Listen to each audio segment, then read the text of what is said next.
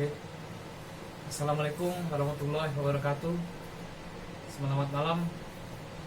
Pada kesempatan malam ini saya ingin berbagi kepada teman-teman semua mengenai 5 langkah bagaimana cara mendapatkan apapun yang kita inginkan. 5 langkah ini terinspirasi dari buku Unlimited Power karya Anthony Robbins, salah satu motivator atau pelatih sukses nomor 1 dunia. Bukunya ini sangat menginspirasi bagi saya karena isinya penuh dengan membantu kita untuk action. Jadi setelah kita membaca buku ini mendorong kita untuk bertindak. Dan memang setiap babnya di buku Unlimited Power ini kita diminta untuk bertindak. Bahkan dikatakan kalau kita hanya sekilas membaca saja kita rugi.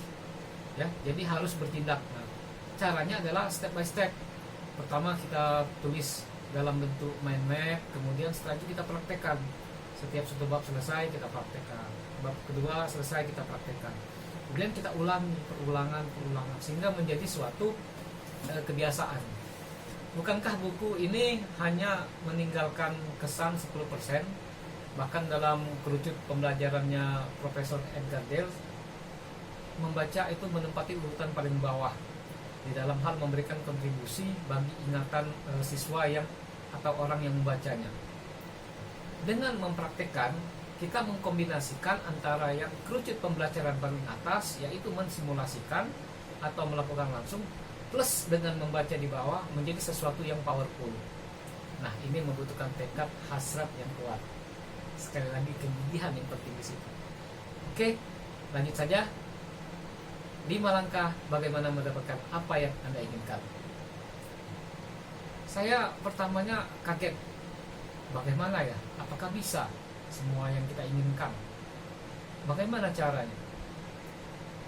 Ternyata Anthony Robbins menjelaskan caranya gampang, yaitu minta. Hah? Saya kaget. Kok cuma minta? Ya kan? Kalau minta aja selesai sudah. Ternyata beliau mengajarkan step by stepnya. Yang pertama adalah beliau mendefinisikan bahwa minta yang dimaksudkan oleh Anthony Robbins itu bukan minta dalam bentuk ngemis, minta sumbangan, kemudian menyembah-nyembah, kemudian mengharapkan makan gratis, atau meminta orang melakukan pekerjaan yang kita inginkan.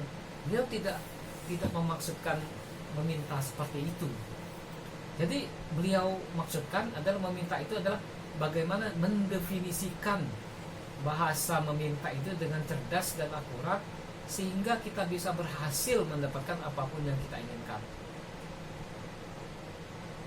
Yang pertama menurut Anthony Robbins adalah memintakan dengan spesifik.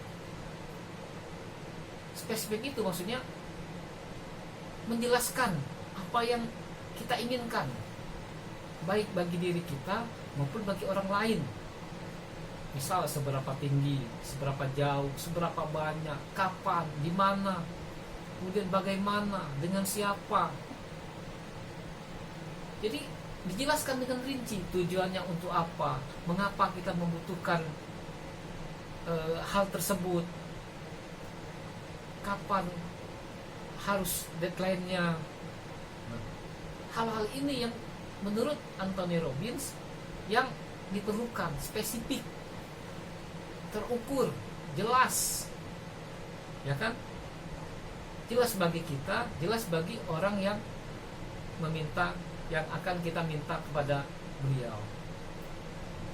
Kadang dalam salah satu contoh saja, ini saya tidak menyebut namanya, ada salah satu orang, entah teman atau siapalah, saya tidak menyebut statusnya, ngajak saya berbisnis. Dia butuh modal 3 juta, anggaplah 3 juta, dia bilang dalam sebulan balik sekian. Saya tanya, ini apakah ada hitung-hitungannya secara detail bagaimana cara bisa mendapatkan angka seperti ini? Oh ada, ini. Saya tanya, ini angka ini dari mana? Oh dari kebiasaan. Apakah sudah ditanya pemilik yang calon konsumen ini, apakah sudah disurvei mereka mau dengan harga segini? oh belum, tapi biasanya mau. Nah, itu tidak spesifik. Bagaimana orang mau. Belum lagi kita menawarkan sesuatu yang spesifik tadi, kepada orang itu tentang bagaimana hal ini juga bisa dipahami oleh si orang yang akan memberikan pinjaman tersebut. Nah, ini sangat penting sekali. Ini sangat hukum. Jadi kunci pertama adalah mintalah dengan spesifik, terukur, jelas. Kata kuncinya adalah 5 W. What, when, why, who, why. Kemudian 1 H, how. Apa yang Anda minta, kapan, di mana, mengapa. Kemudian bagaimana Anda cara mendapatkannya. Pakai konsep itu. Oke? Itu langkah pertama. Yang kedua adalah meminta kepada seseorang yang dapat membantu kita. Ya kan? Jadi kita harus mulai memfilter nih kepada orang yang dapat membantu. Apakah bantuan itu berupa pengetahuan, apakah berupa modal, ataukah berupa sumber daya, berupa pengalaman dia, dan lain sebagainya. Kita minta kepada orang-orang yang kita sudah filter, kita sudah saring, mempunyai spesifikasi seperti itu. Tidak sembarang orang.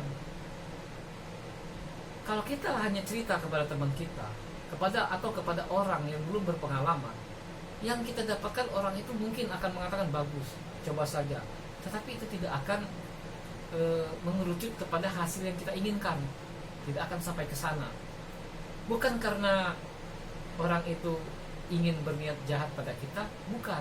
Tapi permasalahannya adalah kita meminta kepada orang yang salah, dan orang tersebut tidak mungkin akan ngomong tidak bisa. Mungkin karena tidak enak ya tetap memberikan suatu saran. Seperti itu, ya. Kemudian yang selanjutnya adalah meminta dengan keyakinan yang fokus, kongruen, keyakinan yang besar.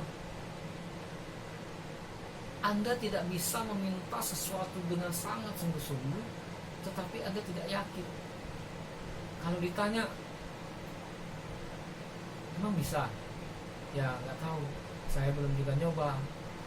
Nggak bisa seperti itu. Jabarkan bagaimana ide Anda itu, bagaimana apa yang akan Anda kerjakan itu bisa menghasilkan sesuatu yang bernilai lebih, ya kan? Yang bisa membuat orang yang akan Anda mintai itu akan yakin, selaras. Selaras ini maksudnya bahasa tubuh Anda dengan kalimat Anda, dengan perkataan Anda itu sama, kongruen. Anda meminta tapi lemes. Sorot mata Anda menyatakan seorang Anda yang tidak fokus. Itu ketahuan, ya kan? Nah, jadi mintalah dengan keyakinan yang kuat, bulat. Ekspresikan hal itu dengan kata-kata dan gerak fisik.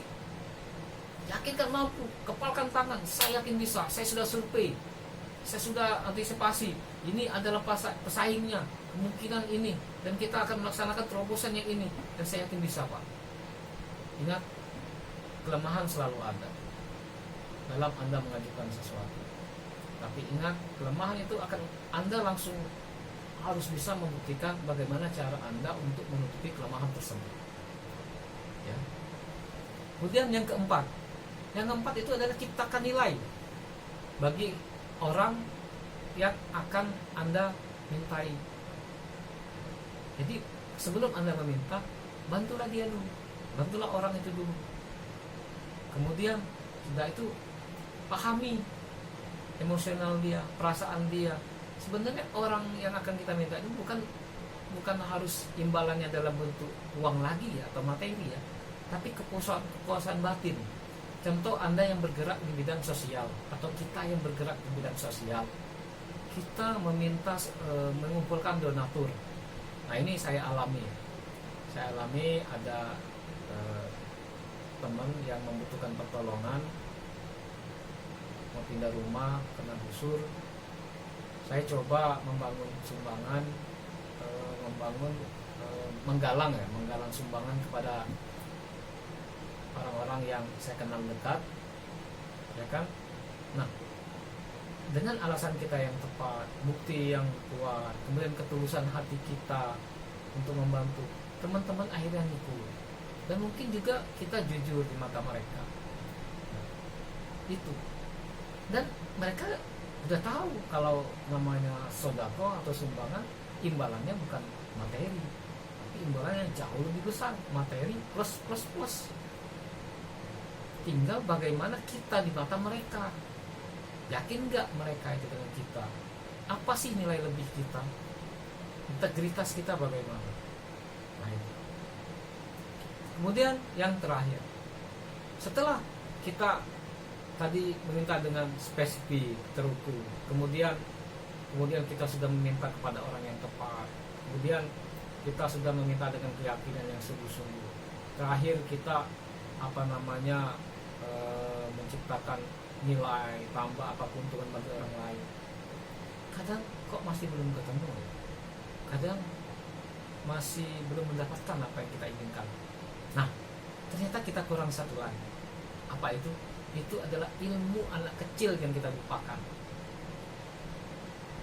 Meminta hingga. Saya ulang ya, meminta hingga.